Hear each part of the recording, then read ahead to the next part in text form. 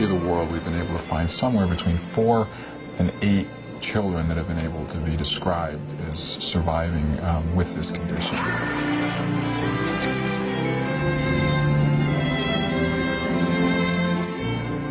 Her legs were fused from her waist down. She had no rectum, no genitalia, no uterus, no bladder, only 6 inches of large colon and a quarter of a kidney. Why is my daughter here? Why has she survived? Somebody forgot to tell her that she was supposed to die.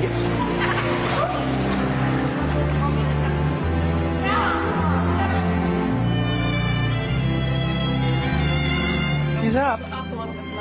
Yeah. Mom, what happened to me?